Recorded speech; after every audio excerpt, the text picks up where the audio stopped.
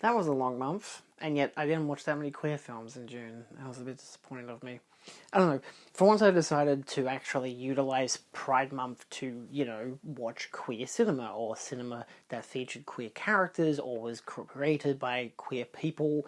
So I've got a list of 13 films that I watched throughout June that are queer cinema. So I kind of wanted to highlight them for those who are not aware of them.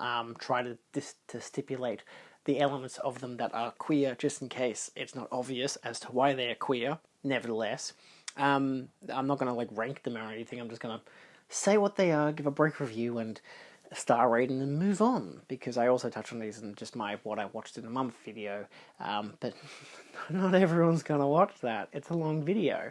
So anyway, we start off with Hidden Pleasures from 1977. This is directed by Eloy de la Iglesia. I actually double featured this with the 1978 film Confessions of a Congressman, both of which I gave 4 stars.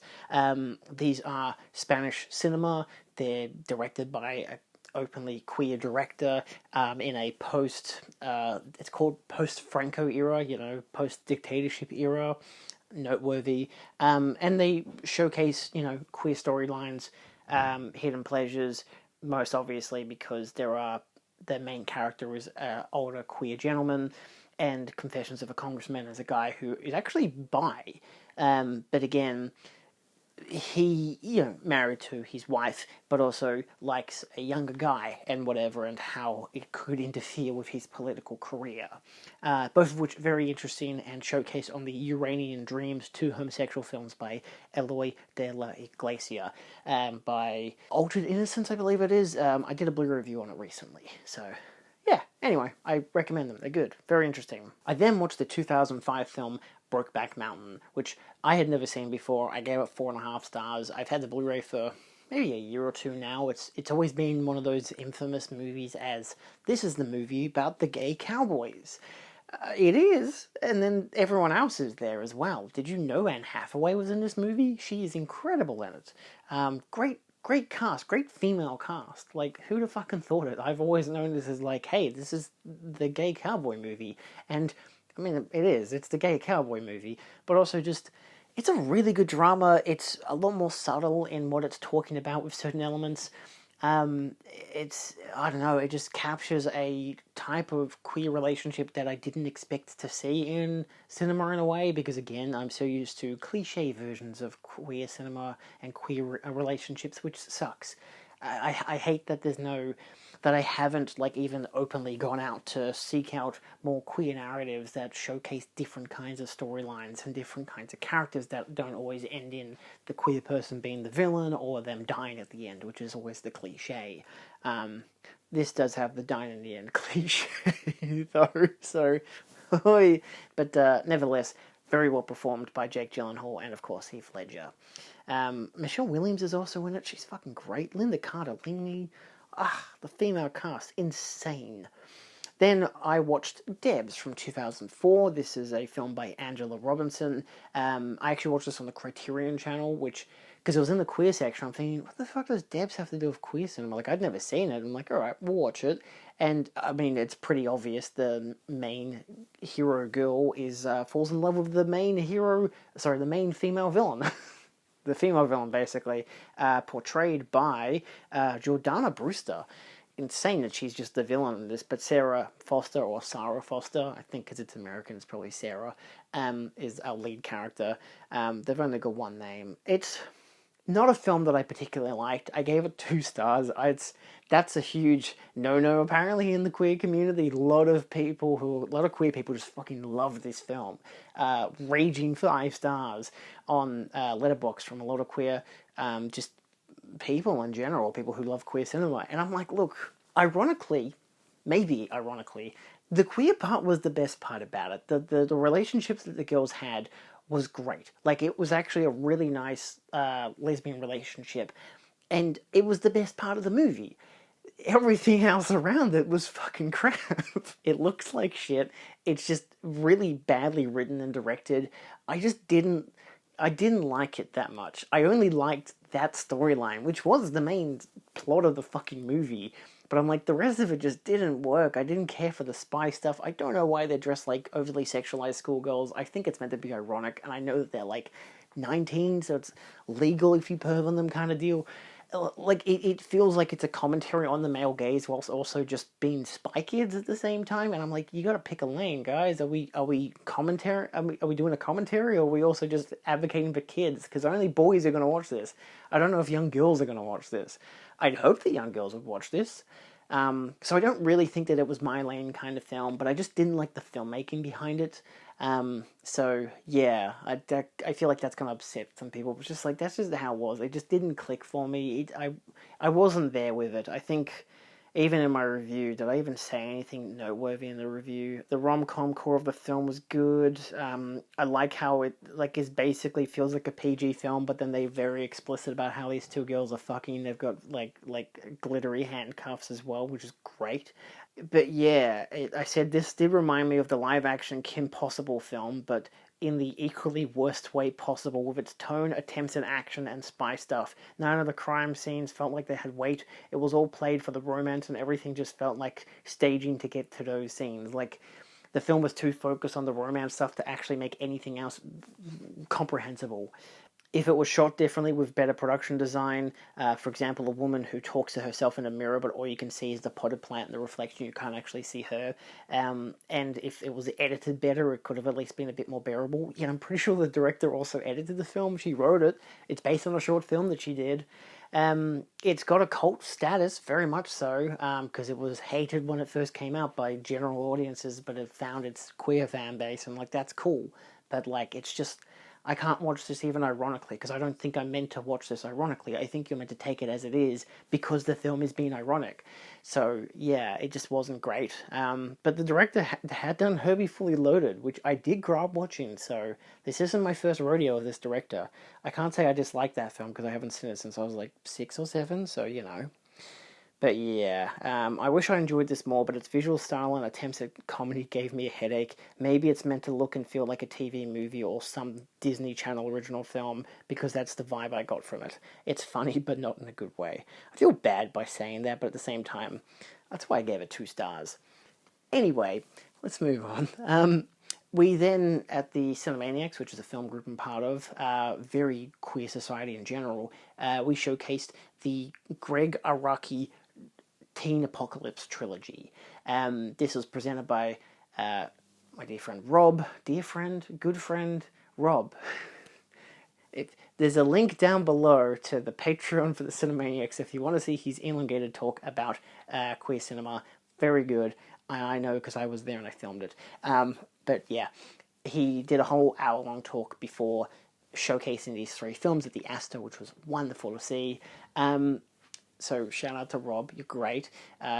And so watching these films was very weird, because I've never seen them before. The only Iraqi film I'd ever seen was actually the one from, I watched it a couple months ago. What's it called? Mysterious Skin, which I watched, this year because the actress who was in it passed away, and my friend had a DVD copy, and she said, it's really fucked up, so don't watch it with anyone in the house, and don't watch it on a day you expect to have a good mood. So, yeah, anyway, good film. Fucked up, but good film. This film, totally fucked up. I gave it 3 stars. Narratively, it's interesting, got a good visual style, feels ripe in its low-budget nature.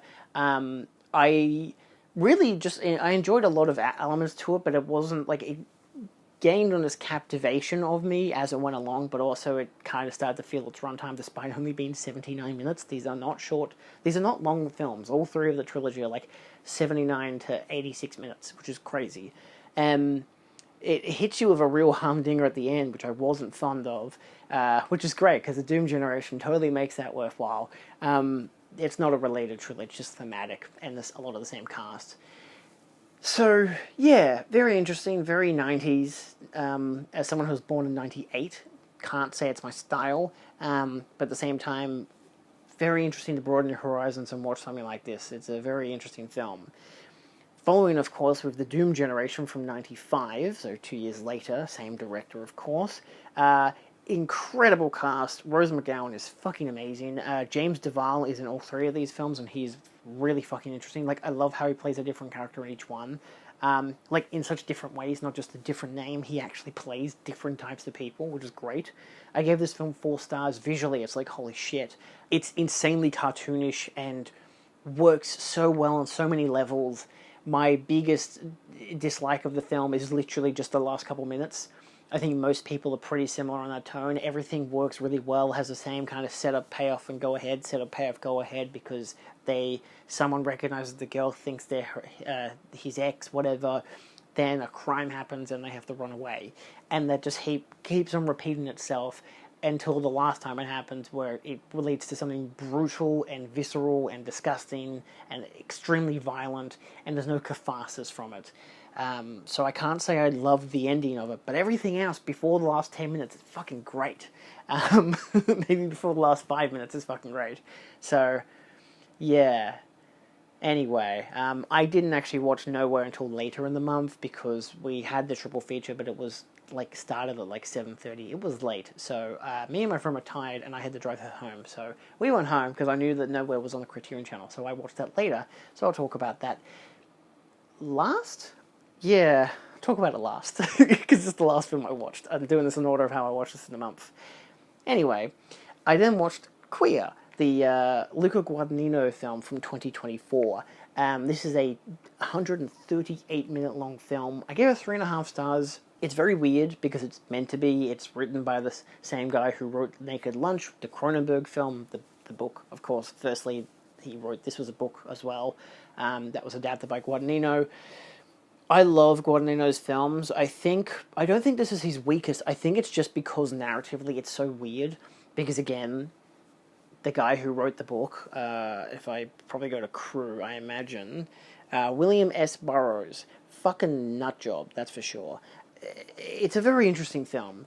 I don't care as much for the first act of it because I didn't like how, I'd say, subtle it was. It wasn't as explicit as I kind of wanted it to be in its detail. In terms of understanding some of the characters, but that's deliberate as a choice, so I know that on rewatch I will probably understand that better. But as the film went along, second act I liked a lot more, third act I loved. When it gets more surreal, more, hey, by the way, we've found this great drug and we're going to get high as shit, and it goes fucking insane, I'm like, this is incredible stuff. I'd like to watch it again to appreciate the score more, because it's Atticus Ross, Trent Reznor score, and I loved Challengers. It was my favourite film of 2024, so I was disappointed I didn't get to see this in cinema at all. It didn't actually come out in cinema in Australia, I think, till either December or January, February, because we get some films very late, which sucks. So I watched my Blu-ray copy, and I was perfectly fine with that. I had the whole afternoon without anyone home, so I was like, great, I'm going to watch this long film, because also it's called Queer, and it features, I imagine, sex scenes between guys, 2 guys doing the sex. So it's kind of funny how the movie's not called gay, it's just called Queer, because I think also the queer is coy for just odd. I know it was meant to be more of a derogatory slur back when, but I think the fact that language-wise the name branches out into different areas, and the film is in itself quite odd. But not because it's gay. So, yeah, it's very interesting. Daniel Craig is very good in it, so it's got some great cinematography. Jason Schwartzman is fucking batshit insane in this movie. I cannot believe he just looks like that in this film. So, yeah, there's some very interesting elements to it, that's for sure. But there's definitely more that I would like to love and appreciate about it that I kind of just don't get on the first viewing, and I think it feels almost deliberate because, again, it's just that kind of a film. Then I did something that will probably seem to some like that ain't pretty queer, but then if you're watching this video and you've already stuck through this much of it, then you know it's pretty queer. I watched the Matrix trilogy. Of course, The Matrix from 1999, The Matrix Reloaded from 2003, and The Matrix Revolutions from 2003. I gave the first one 5 stars because it's just an undeniable masterpiece. The second film I gave 4 stars, and the final film I gave, well, the third film, I gave 4.5. I was planning to watch Resurrections as part of my Pride Month watch list, but I didn't get around to it because I deliberately chose to avoid watching it for now. I'm delaying it so I can watch like the Animatrix and some extra special features and stuff, so I can kind of build my mindset towards Resurrections, which I do like. So I'm just going to emphasize that now. I did like that film, I just haven't seen it since cinema. So, yeah. Anyway, I watched these all on 4K. They're fucking incredible films. Obviously, the queer nature to them. The trans creatives, who'd have thought it, Lana and Lily Wachowski. It still annoys me that, of course, the end credits of these films is the Wachowski brothers. I'm referring to them by their dead names, which sucks. They really should have probably fixed that when they released these on 4K. I feel like they should have. I mean, fuck, if Criterion did that with Bound when they released that on 4K, I don't know why these weren't, but maybe it's just they hadn't really thought of it, and, you know, you kind of got to live with that in a way. Or maybe not, I don't know. I'll ask Elliot Page next time I talk to him. So, yeah, but, yeah, it's just one of those things. But nevertheless, these are insanely great, obviously amazing films. You've got the obvious trans allegory, which probably isn't obvious to a lot of people, which is perfectly fine. But yeah, there's a lot of just trans representation in it, trans characters, queer characters as well. Yeah, they're good films. There's not much for me to talk about them. They're good. Anyway, then we get to Bottoms from 2023, co-written and directed by Emma Seligman, co-written by Rachel Sennott. Sonnet or Sennott? Sennott. Well, it's about two lesbian losers who start a fight club in their high school to get laid. And it almost works, but also they have to fight other girls. It's very funny. It's a great studio comedy from, again, 2023, 91-minute long film. I watched the Kino Lorber Blu-ray. I had seen it when it first came out in cinemas. It took like 6 months to get to Australia, and I was so annoyed by that. But I avoided every single spoiler, so when I found out when I was watching it and it revealed itself to be a Fight Club film, I'm like, holy shit, that's insane. So, yeah, really fun. I highly recommend watching it. It's got a large array of queer characters. It's just funny. It's written and directed by women. It's got so many more empowering elements to it as well. It's got a great satirical bite to it. So yeah, it's just worth noting on so many different angles, not just the queer cinema that's a part of, but just like female cinema in general, and just funny. I hate high school films, but this is one of the few ones that I have actually really enjoyed because it takes a more satirical comedic approach to itself without taking itself too seriously or making high school look like the nightmare that it apparently is in America. So, yeah. Anyway, then we get to Best in Show, directed by Christopher Guest from 2000. This features queer characters. It's about people grooming their dogs and displaying them at a dog grooming show, hence the title Best in Show.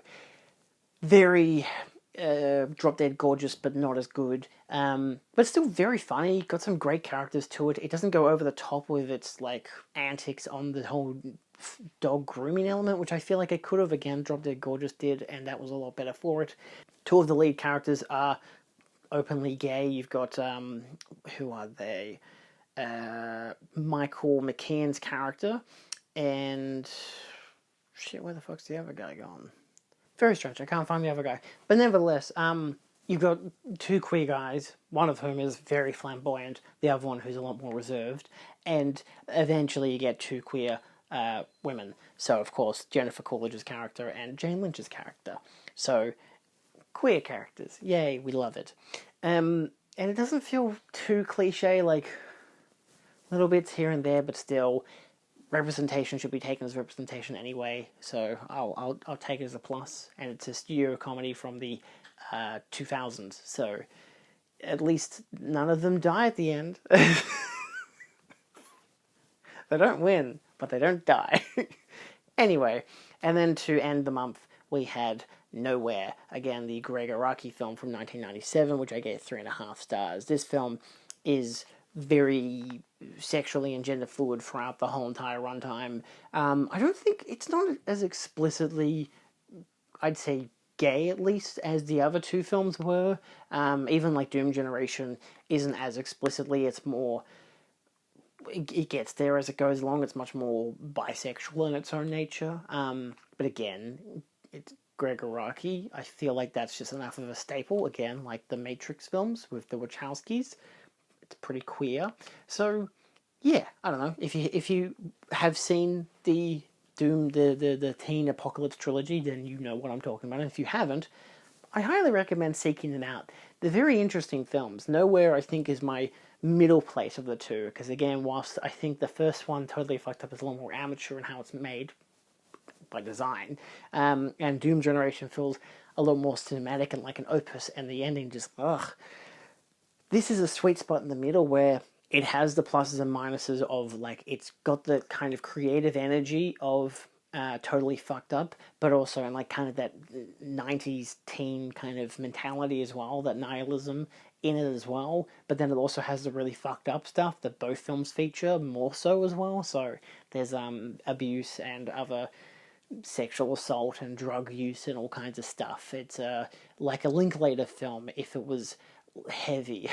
So not a chill hangout film, but a what if everything just sucked. As someone who grew up watching Skins, it's just, yeah, all right, sure, it's pretty on par. But yeah. Anyway, those were my viewings. What was it? Was it 13 in the end? Oh, that's an unlucky number. I should have watched something else, shouldn't I? It wasn't intentional. Yeah, 13 films I watched for Pride Month. So yeah, I don't know. There's some in there to check out, definitely, if you haven't.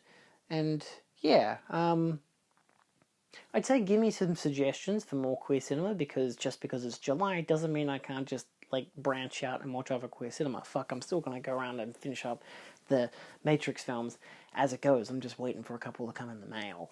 Animatrix, baby. So yeah, that's all. Let me know your thoughts down below, and I'll see you kids next time.